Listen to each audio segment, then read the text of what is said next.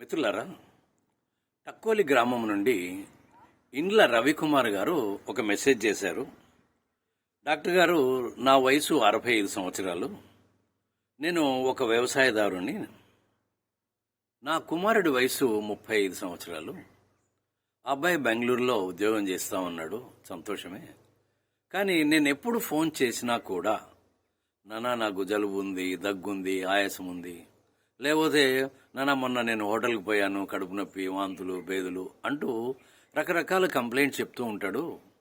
నా ఈ 65 సంవత్సరాల్లో నేను ఎప్పుడూ మాత్రలు మింగిన సంఘటనలు కానీ జబ్బులు పడిన రోజులు కానీ లేవు. మరెందుకు నా బిడ్డకు ఇటువంటి సమస్యలు ఉన్నాయి? మీరేమైనా హోమియో వైద్యంలో మందులు చూపించగలరా, వినిపించగలరా అని అడిగారు. ఎస్ రవికుమార్ గారు, మీరు అన్నట్లు మీరు లైఫ్ స్టైల్ ఎలా ఉంది?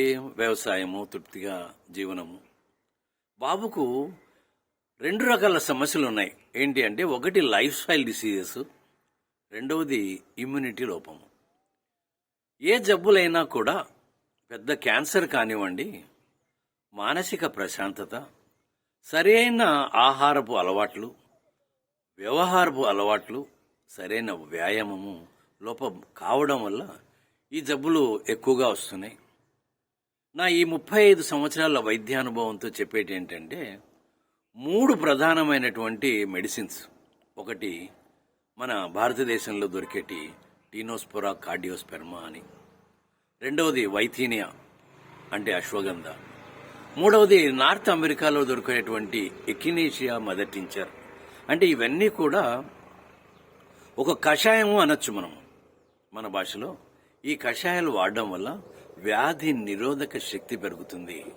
అలాగే లైఫ్ స్టైల్ డిసీజ్ నుంచి బయటపడాలంటే కాసేపు వ్యాయామం, కాసేపు సూర్యునికి ఎదురుగా ఉండి కొంత ప్రాణాయామము, అలాగే స్ట్రెస్ఫుల్ లైఫ్ లేకుండా పోవడము, ఈ జంక్ ఫుడ్ తినడము లాంటివి తగ్గించుకుంటే మంచి వ్యాధి నిరోధక శక్తి పెరిగి మీ అబ్బాయి త్వరగా బాగా అయ్యేదానికి అవకాశం ఉంది. రవికుమార్ గారు, థ్యాంక్ యూ.